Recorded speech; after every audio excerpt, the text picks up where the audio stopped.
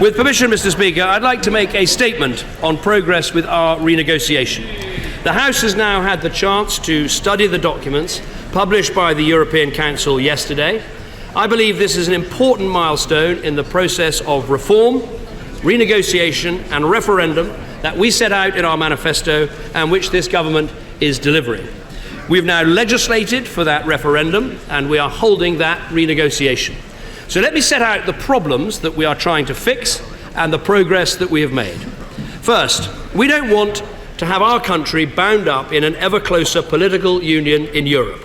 We are a proud and independent nation with proud, independent, democratic institutions that has served us well over the centuries. For us, Europe is about working together to advance our shared prosperity and our shared security. It's not about being sucked into some kind of European superstate, not now, not ever. Mr. Speaker, the draft text set out in full the special status according to the UK and clearly carves us out of further political integration. And they actually go further to make clear that EU countries don't even have to aim for a common destination. This is a formal recognition of the flexible Europe that Britain has long been arguing for. In keeping Britain out of ever closer union, I also wanted to strengthen the role of this House and all national parliaments. So we now have a proposal in the text that if Brussels comes up with legislation we don't want, we can get together with other parliaments and block it with a red card. And we've also proposed a new mechanism to finally enforce the principle of subsidiarity, the principle dear to this House, which states that as far as possible, powers should sit here in this Parliament, not in Brussels. So every year the European Union has got to go through the powers they exercise and work out which are no longer needed and should be returned to nation states. Now, second, I said we wanted to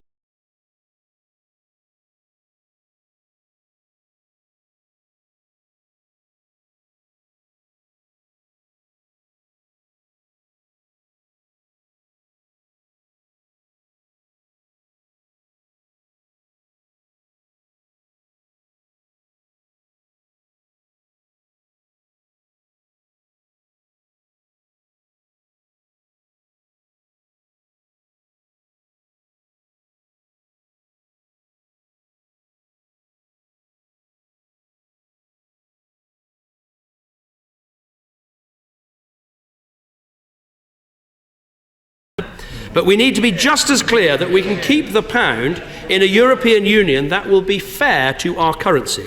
Put simply, the EU must not become a euro-only club. If it does, it would not be a club for us. So we called for a series of principles to protect the single market for Britain. We said there must be no discrimination against the pound, no disadvantage for businesses that use our currency wherever they're located in the EU, and no option for Britain ever again to be forced to bail out Eurozone countries. All of these principles are reflected in the draft text, which is legally binding. And again, there is a mechanism. Britain has the ability to act to uphold these principles and protect our interests. Now, Mr. Speaker, we should be clear. British jobs depend on being able to trade on a level playing field within the European single market, whether in financial services or cars or anything else. So this plan, if agreed, will provide the strongest possible protection for Britain from discrimination and unfair rules and practices. For instance, never again could the EU try its so-called location policy, that the settling of complex trades in euros must only take place in Eurozone countries. These principles would outlaw that sort of proposal. Now, Mr. Speaker, these are protections we could not have if Britain were outside the European Union. Now, fourth, we want to deal with the pressures of immigration which have become too great. Of course, we need to do more to control migration from outside the European Union. We are doing that, and we will be announcing more measures on that front. But we need to control migration from within the EU too. Now, the draft texts represent the strongest package we've ever had on tackling the abuse of free movement and closing down the backdoor routes to Britain. It includes greater freedoms for Britain to act against fraud and prevent those who pose a genuine and serious threat from coming to this country. It includes a new law to overturn a decision by the European Court, which has allowed thousands of illegal migrants to marry other EU nationals and acquire the right to stay in our country. And it has been a source of perpetual frustration that we can't impose our own immigration rules on third country nationals coming from the European Union. But now, after the hard work of the Home Secretary, we have a proposal to put that right.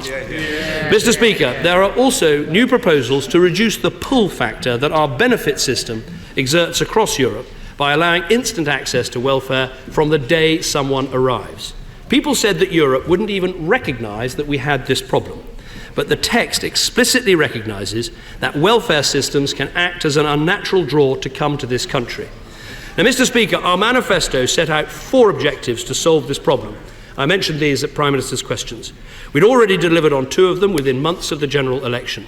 Already, EU migrants will no longer be able to claim universal credit, the new unemployment benefit, while looking for work. And if those coming from the EU haven't found work within 6 months, they can now be required to leave. Now, in these texts, we've secured proposals for the other 2 areas. If someone comes from another country in Europe, leaving their family at home, they will have their child benefit paid at the local rate, not at the generous British rate. And crucially, we've made progress on reducing the draw of our generous in-work benefits. People said it would be impossible to end the idea of something for nothing, and that a 4-year restriction on benefits was completely out of the question. But that is now what is in the text. An emergency brake that will mean people coming to Britain from within the EU will have to wait 4 years until they have full access to our benefits. And the European Commission has said very clearly that Britain qualifies already to use this mechanism. So with the necessary legislation, we'll be able to implement it shortly after the referendum. Finally, let me be absolutely clear about the legal status of these changes that are now on offer. People said we would never get something that was legally binding. But this plan, if agreed, will be exactly that. These changes will be binding in international law and will be deposited at the UN. They cannot be changed without the unanimous agreement of every EU country, and that includes Britain. So when I said I wanted change that is legally binding and irreversible, that is what I've got. And in key areas, treaty change is envisaged in these documents. So, Mr. Speaker, I believe we are making real progress in all 4 areas. But the process is far from over. There are details that still need to be pinned down and intense negotiations to try and agree the deal with 27 other countries. It will require hard work, determination and patience to see it through. But I do believe that with these draft texts and with all the work we've done with our European partners, Britain is getting closer to the decision point. It is, of course, right that this House should debate these issues in detail. So in addition to this statement, and of course a statement following a council later this month, the government will also make time for a full day's debate on the floor of this House. Mr. Speaker, as we approach this choice, let me be clear about 2 things. First, I am not arguing, and I will never argue, that Britain couldn't survive outside the European Union. We are the 5th largest economy in the world, the biggest defence player in Europe, with one of the most extensive and influential diplomatic networks on the planet. The question is not could Britain succeed outside the European Union, it is how will we be most successful? How will Britain be most prosperous? How will we create the most jobs? How will we have the most influence on the rules that shape the global economy and affect us? How will we be most secure? And I've always said that the best answers to those questions can be found within a reformed European Union. But let me say again, if we can't secure these changes, I rule nothing out. Now, second, even if we secure these changes, you will never hear me say that this organisation is now fixed. Far from it. There will be many things that remain to be reformed, and Britain would continue to lead the way. We would continue to make sure that Europe works for the countries of Europe, for the businesses of Europe, for the peoples of Europe, and crucially for the British people who want to work and have security and get on and make the most of their lives.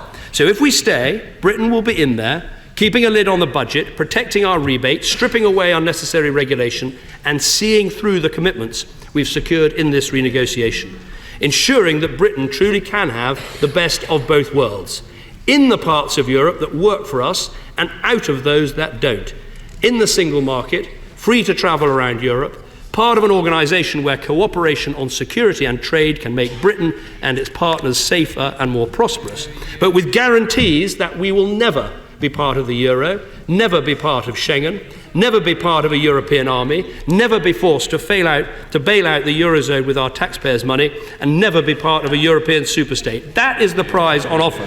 A clear path that can lead to a fresh settlement for Britain in a reformed European Union. A settlement that will offer the best future for jobs, security and strength for our country. A settlement which, as our manifesto promised nearly a year ago, will offer families in our country security at every stage of their lives. That is what we're fighting for, and I commend this statement to the House.